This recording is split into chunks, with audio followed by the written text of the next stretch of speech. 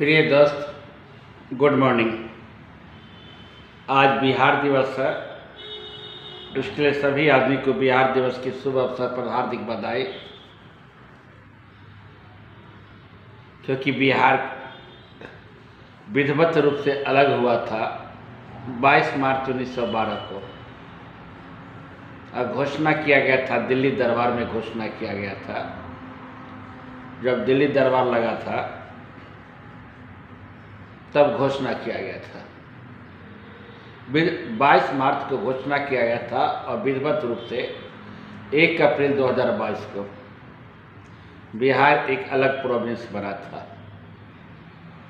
दिल्ली दरबार का आयोजन 1912 में हुआ था। जॉर्ज पंचम उसकी रानी मैरी दिल्ली दरबार में आई थी। स्वयं रविंद्रनाथ टैगोर ने अपने मुखार बिंदु से राष्ट्रीय गान जनगण मन अधिनायक जय है भारत भाग विधाता गाए थे। रविंद्रनाथ टैगोर 2 देश के राष्ट्रीय गान लिखे थे। एक लिखे थे बांग्लादेश के अमार सुनार बंगला और एक लिखे राष्ट्रीय गान लिखे थे भारत का जनगण मन अधिनायक जय है। द मॉर्निंग सॉन्ग के नाम से राष्ट्रीय गान का अंग्रेजी में रूपांतर, मॉर्निंग सॉन्ग के नाम से राष्ट्रीय गान का अंग्रेजी में रूपांतर रविंद्रनाथ टैगोर ने किया था। बिहार के अलग प्रांत के मांग के लिए सच्चिदानंद सिन्हा 1896 से ही बिहार के अलग प्रांत का मांग कर रहे थे।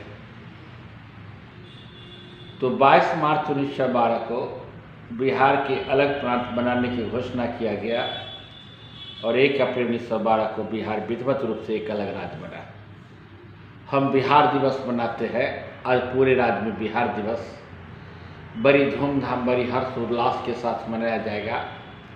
इसलिए बिहार दिवस के अवसर पर प्रत्येक बिहारवासी को हार्दिक बधाई। फिर अपने हम नेक्स्ट क्वेश्चन पर जो प्रत्येक दिन डालते हैं, हिंदू, इंडियन एक्सप्रेस, PIB, अल लोकल न्यूज, उस न्यूज पर हम आते हैं। फर्स्ट क्वेश्चन है, आपने कोविड-19 का बुरा दौर देखा होगा।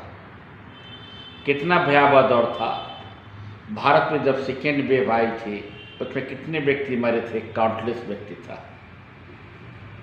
उस समय कोविड-19 का जो उत्पन्न हुआ था वह चीन के वुहान शहर से हुआ था और उस समय कहा गया था कि चमगादड़ या पेंगी लून के कारण कोविड-19 फैला है। लेकिन 2 दिन पहले एक रिसर्च में बात आई कि नहीं, रकून डॉग्स के कारण कोविड-19 फैला है। रकून डॉग्स के कारण चीन के वुहान शहर में इसके मांस का बाजार, चीन का वुहान शहर मांस के लिए बहुत प्रसिद्ध है। रकून डॉग में 200 प्रकार के वायरस पाए गए थे रकून डॉग में। इसलिए कहा गया है कि कोविड-19 का मुख्य कारण रकून डॉग था। अब इसके विषय में समझिए कोविड-19 का जो हाल फिलहाल रिसर्च आया है। नेक्स्ट क्वेश्चन, जापान के प्रधानमंत्री फूमियो किशिडो, जापान के PM फूमियो किशिडो भारत आए थे। रीजनिंग बना, जापान के प्रधानमंत्री फूमियो किशिडो भारत आए थे और उन्होंने भारत और PM के साथ क्या डायलॉग हुआ, क्या बात हुआ, इसके संबंध में हम विस्तार से चर्चा कर रहे हैं। पहली बार दोनों देशों के बीच, तुम्हारा किताब नहीं था? नहीं मिला सर, खोज लेना पड़ेगा नया। आपको दोनों देशों के बीच यूक्रेन समस्या, G7 और G20 पर बात हुआ। आप जानते हैं कि G7 की इस बार होस्ट कर G7 की बैठक जापान में होगी और इसका होस्ट कौन करेगा? जापान करेगा। और G20 की बैठक भारत में होगी, इसका होस्ट कौन करेगा? भारत करेगा। लेकिन यह जान लीजिए कि भारत G7 का सदस्य नहीं है। लेकिन इसके मई में जो G7 का मीटिंग होने जा रही है जापान में, तो जापान के प्रधानमंत्री फूमियो किशिडो ने भारत को आमंत्रण किया है G7 बैठक में भाग लेने का। यही आपका क्वेश्चन है, देख लीजिए। Presido call to unified stand on global order. आप नेक्स्ट क्वेश्चन आपको हम चर्चा करते हैं। नेक्स्ट क्वेश्चन के विषय में आप जान लीजिए। नेक्स्ट क्वेश्चन है आपको, इसी क्वेश्चन के विषय में और क्या क्या वार्ता हुआ जापान के पीएम में, और उन्होंने इसको एक एक्सक्लूसिव इकोनॉमिक पर उन्होंने बात किया। एक्सक्लूसिव इकोनॉमिक्स क्या होता है? इंडिया के साथ जो भी देश बॉर्डर होता है उसका समुद्र का अपना अधिकार होता है, और जापान का भी जो भी समुद्री तट होगा उसका अधिकार होगा। तो इन दोनों में अपना अपना व्यापार करने के लिए छूट दिया गया है वार्ता में। जापान ने क्लाइमेट चेंज पर बहुत बल दिया, आतंकवाद पर बल दिया, और कंप्रहेसिव इकोनॉमिक पार्टनरशिप पर इसने बल दिया।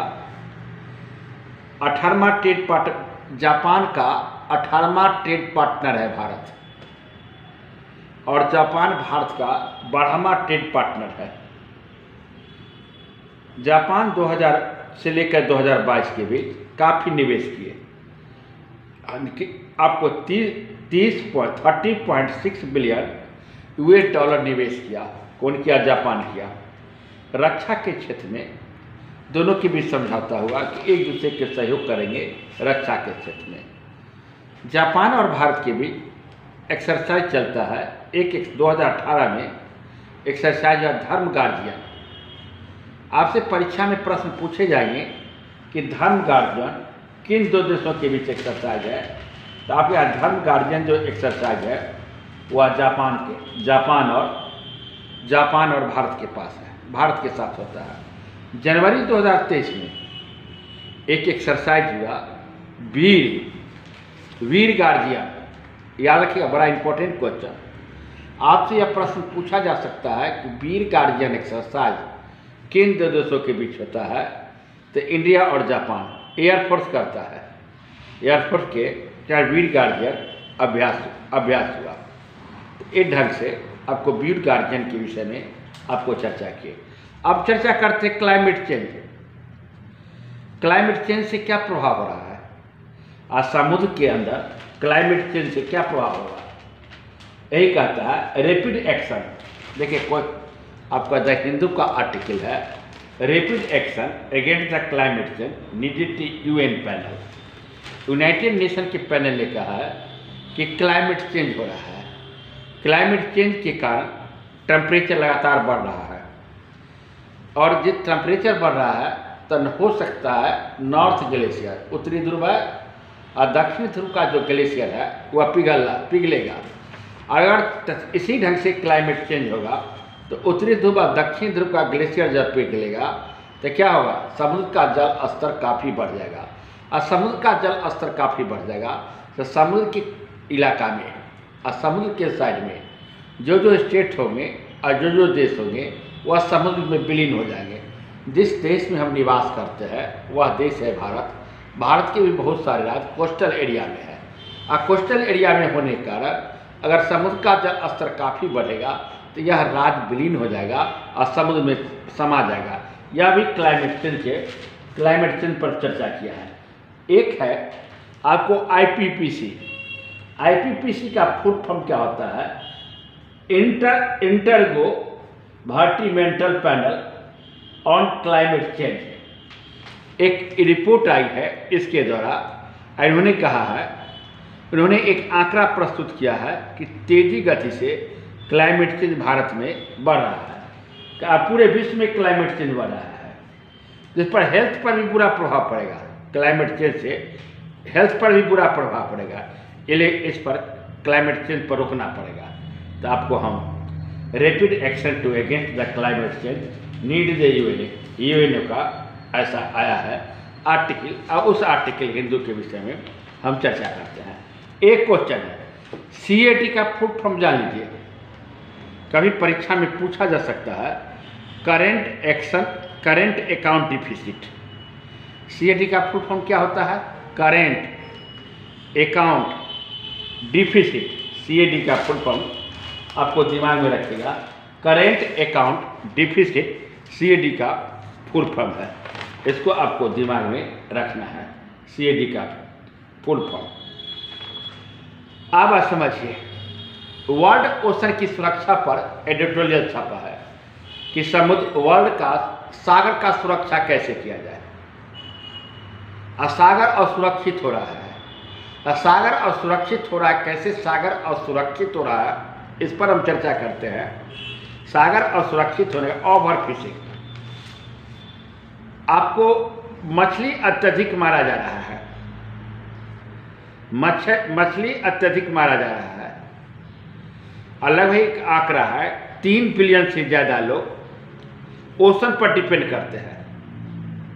कितना लोग? 3 बिलियन से ज़्यादा लोग ओशन पर डिपेंड करते हैं, मछली मारते हैं। वैसे बहुत सारे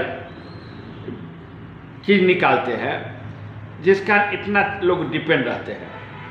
इसलिए अगर इसी ढंग से ओवर फिशिंग होते रहे, जब ओवर फिशिंग किया जाता है तो मछलियाँ चलती है कैसे? ग्रुप में चलती है। और जो भी फिशर होते हैं मछली के ग्रुप को अच्छी तरह पहचानते हैं और वहाँ पर बड़ा बड़ा जाल बिछा देते हैं। और बड़ा बड़ा जाल जिसको कहा जाता है महाजाल, और उससे बहुत सारे और भी जीव जंतु फंस जाते हैं, जिस कारण की क्लाइमेट के लिए, समुद्री क्लाइमेट के लिए यह असुरक्षित है। हमारे समुद्र के लिए यह असुरक्षित है कि समुद्र को, गंदगी को भी बहुत सारे जीव क्या करते हैं, गंदगी को भी दूर करते हैं और सारे जीव फंस जाते हैं, जिसके कारण क्या होता है? वह जीव मर जाते हैं। यह इस ढंग से है। तो इसको क्या हो रहा है, इसका प्रभाव क्या पड़ रहा है, इसका तो कैसे इसका इम्पैक्ट अधिक, जो क्लाइमेट चेंज भी बढ़ेगा, क्योंकि समुद्र है तो पानी में क्या करता है? कार्बन डाइऑक्साइड का अवशोषण करता है। पेड़ पौधे तो CO2 का अवशोषण करते ही हैं, और कार्बन डाइऑक्साइड भी CO2 का अवशोषण करता है, समुद्र भी CO2 का अवशोषण करते हैं। अवशोषण करना, अगर प्रदूषण बढ़ जाएगा, आपको तेजी गति से सागर में प्रदूषण बढ़ रहा है, तेजी गति से सागर में प्रदूषण बढ़ रहा है। इसका कारण क्या है? तेजी गति से सागर में प्रदूषण बढ़ने का कारण क्या है? उससे प्लास्टिक डाला जाता है, प्लास्टिक जलाता है, और प्लास्टिक डाला जाता है जिस कारण की क्लाइमेट चेंज पर भी उसका प्रभाव पड़ता है। एक एक्सरसाइज, नेक्स्ट क्वेश्चन बड़ा ही इंपॉर्टेंट क्वेश्चन है, आपको चर्चा करते हैं। INS त्रिकंद यह इंटर मैरीटाइन एक्सरसाइज है, इंटर मैरीटाइन एक्सरसाइज है, गल्फ रीजन में हो रहा है। हुआ 26 फरवरी से 16 मार्च के बीच यह एक्सरसाइज हुआ। तो ये एक्सरसाइज के विषय में अच्छी तरह आप समझ गए। नेक्स्ट क्वेश्चन आपको एक क्वेश्चन है आपको, मेगा ट्रॉफिस, इतना इसका इम्पोर्टेंट यह क्वेश्चन को नहीं है, तो इस क्वेश्चन के विषय में उतना इम्पोर्टेंट इस क्वेश्चन को हम नहीं कर सकते हैं। नेक्स्ट क्वेश्चन आपको हम चर्चा कर देते हैं। SCO, संघाई सहयोग संगठन, इसके विषय में जानिए, बड़ा ही इम्पोर्टेंट क्वेश्चन है। संघाई सहयोग संगठन, देखा जाए यह आर्टिकल है, यह आपको क्या लिखता है? Scholar experts from SCO country to discuss with to revive the Buddhist culture. Buddhist culture धीरे धीरे समाप्त हो रहा है। जान रहे हैं दलाई लामा के विषय में जानते हैं? दलाई लामा जब तिब्बत पर आधिपत्य किया था, कौन किया था? चाइना। तो धर्मगुरु दलाई लामा तब से भारत के हिमाचल प्रदेश के धर्मशाला में निवास करते हैं। अगला दलाई लामा की नियुक्ति का अधिकार इन्हीं को है। यह 14वां दलाई लामा है, 14वां दलाई लामा है। यही दलाई लामा, अगला दलाई लामा कौन होगा, अगला दलाई लामा कहाँ जन्मेगा, यह घोषणा करेंगे। लेकिन चीन ने, संघाई सहयोग संगठन की मीटिंग में चीन ने कहा कि नहीं, हम दलाई लामा का घोषणा करेंगे, चीन से दलाई लामा होगा। यानी इस बार 2 दलाई लामा का घोषणा किया जाएगा, 2 दलाई लामा का घोषणा किया जाएगा। तो शंघाई सहयोग संगठन के विषय में जान लीजिए, यह इसकी स्थापना, शंघाई सहयोग संगठन का हेडक्वार्टर कहाँ है? बीजिंग है। आपसे क्वेश्चन पूछा जाएगा, भारत शंघाई सहयोग संगठन का सदस्य बना 2017 में। भारत और पाकिस्तान एक ही साथ शंघाई एससीओ का सदस्य बना था 2017 में, याद रखिएगा। और शंघाई सहयोग संगठन का हेडक्वार्टर कहाँ है? बीजिंग है। इसकी भाषा क्या है? रसिया और चाइनीज शंघाई सहयोग संगठन की भाषा है। आपसे क्वेश्चन पूछा जाएगा कि शंघाई सहयोग संगठन की भाषा क्या है? रसियन और चाइनीज। नेक्स्ट क्वेश्चन, पालम 400 याद किया। पालम 400 क्या है? पालम 400 क्या है? Indian army, Palam 400 Indian army का है। ये मिसाइल है, ये मिसाइल है। ये क्या है? एक ड्रोन। पालम 400 इंडियन आर्मी ने इसको सक्सेसफुल लॉन्च किया। यह एक प्रकार का ड्रोन है। पालम 400 एक प्रकार का ड्रोन है। यह अचूक निशाना, वह जहां अचूक निशाना लगाना है उसके आसपास ही घूमते रहता है, और जहां पर सटीक निशाना लगाना रहता है वहां पर सटीक निशाना लगा दिया जाता है। इसको विकसित किसने किया? इसको विकसित इंडिया और इजराइल ने किया। पालम 400 का विकसित किसने किया? इंडिया और इजराइल ने पालम 400 का विकसित किया। यह बड़े एरिया में उड़ सकता है। इसकी हाई कैपेसिटी है। यह 3000 से 4000 फीट की ऊंचाई पर उड़ सकता है। इसकी स्पीड कितनी है जानते हैं? 90 से लेकर 260 किलोमीटर प्रति घंटा है। इसमें इंफ्रारेड कैमरा लगा हुआ है, कैमरा लगा हुआ है। यह रात में भी उड़ सकता है और दिन में भी उड़ सकता है। रात में भी उड़ सकता है, दिन में भी उड़ सकता है। अब आइए, डिप्टी स्पीकर ऑफ लोकसभा, यह आर्टिकल आपको इंडियन एक्सप्रेस का आर्टिकल है। डिप्टी स्पीकर ऑफ लोकसभा का पद काफी दिनों से खाली है। सरकार डिप्टी स्पीकर ऑफ लोकसभा का चुनाव नहीं करवाती है। तो आप एक बात जान लीजिए, लोकसभा और राज्यसभा का अंतर कैसे जानेगा? दोनों का हाउस तो एक होता है, बिल्डिंग एक ही है, सब कुछ एक टाइप का दिखता है, बिल्डिंग एक टाइप का दिखता है ना जी। तो यह एक नया चीज जान लीजिए, राज्यसभा में जो कारपेट बिछाया जाता है वह रेड कलर का होता है। बड़ा इंपॉर्टेंट क्वेश्चन मेरे दोस्त, आपको जानकारी दे रहे हैं। राज्यसभा का कारपेट रेड रंग का होता है और लोकसभा का कारपेट किस रंग का होता है? ग्रीन रंग का। राज्यसभा कारपेट रेड रंग का और लोकसभा का कारपेट होता है ग्रीन रंग का होता है। लेकिन अभी तक डिप्टी स्पीकर का चुनाव नहीं किया गया है। पहली बार स्पीकर और डिप्टी स्पीकर का चुनाव कब हुआ था? 1921 में, गवर्नमेंट ऑफ इंडिया एक्ट 1919 के द्वारा पहली बार स्पीकर और डिप्टी स्पीकर का चुनाव कब हुआ था? 1921 में। गवर्नमेंट ऑफ इंडिया एक्ट 1919 द्वारा पहली बार 1921 में लोकसभा के स्पीकर कौन बने थे? फ्रेंड वाइक। और डिप्टी स्पीकर कौन बने थे? सच्चिदानंद सिन्हा। दिमाग रखिएगा, डिप्टी स्पीकर सच्चिदानंद सिन्हा। संविधान में डिप्टी स्पीकर की चर्चा है। आर्टिकल 93 में लोकसभा अपने ही अंदर, लोकसभा के सदस्य अपने ही अंदर मेंबर का चुनाव करता है, 2 मेंबर का चुनाव करता है। इसमें एक मेंबर होते हैं स्पीकर और दूसरा मेंबर होते हैं डिप्टी स्पीकर। तो स्पीकर और डिप्टी स्पीकर के विषय में आपको जानकारी दे दी है। नेक्स्ट क्वेश्चन मेरे दोस्त, माधव नेशनल पार्क, बड़ा इंपॉर्टेंट क्वेश्चन है। माधव नेशनल पार्क है क्या?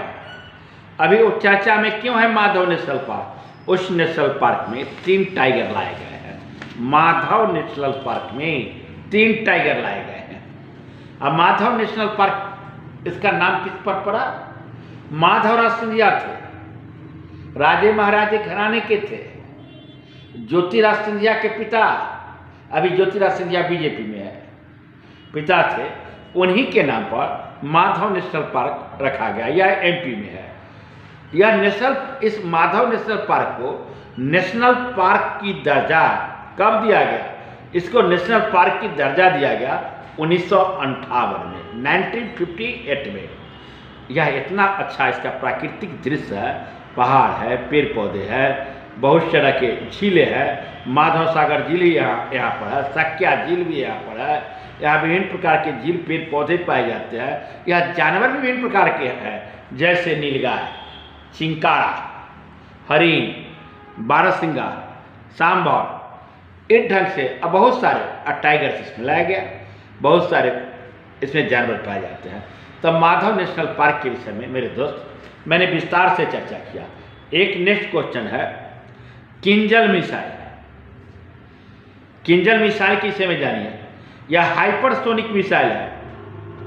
रसिया ने इस मिसाइल का प्रयोग, जो अभी यूक्रेन के साथ वार चल रहा है, या यूक्रेन के वार में रसिया ने इस मिसाइल का प्रयोग किया था, न्यूक्लियर प्रयोग किया था। इस मिसाइल से न्यूक्लियर ब्लास्ट भी हो सकता है।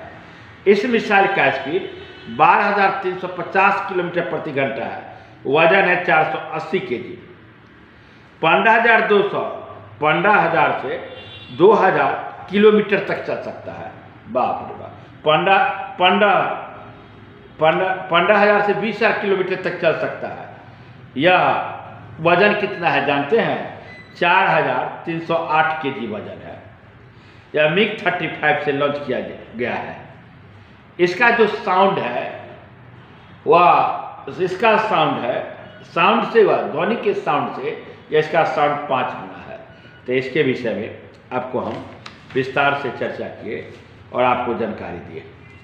आपको हम एक है ट्रॉपेक्स 2023, ट्रॉपेक्स एक्सरसाइज 2023 नेवी द्वारा किया गया मार्च 2023 में। यह अरब सागर में होगा। अंतिम एक लूपस बीमारी है, लूपस, LUPUS, लूपस बड़ा चर्चा में है। लूपस बीमारी, इसको इंडियन एक्सप्रेस ने लूपस बीमारी को बड़ी प्रमुखता से छापा है। फेस पर रेड कलर हो जाते हैं। यह हमारे टिश्यू को समाप्त कर देता है, और टिश्यू को समाप्त करता है, इसके साथ किडनी पर भी प्रभाव पड़ता है, स्किन पर भी प्रभाव पड़ता है, और हार्ट पर भी प्रभाव पड़ता है। कौन बीमारी से? लूपस बीमारी से। तो लूपस बीमारी के विषय में आपको हम चर्चा कर दिए कि लूपस बीमारी है क्या, और लूपस बीमारी के संबंध में विस्तार से मेरे दोस्त चर्चा किए।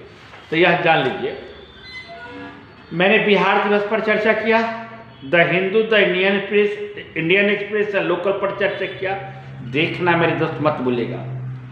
देखिएगा तो लाइक निश्चित रूप से कीजिएगा, और लाइक के साथ मेरे दोस्त सब्सक्राइब निश्चित करेंगे।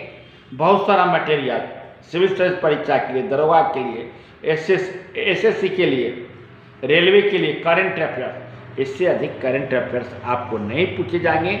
अगर प्रत्येक दिन मेरे चैनल पर करंट अफेयर देख लेते हैं तो करंट अफेयर मच है। फिर मिलते हैं अगले वीडियो में। जय हिंद, जय भारत।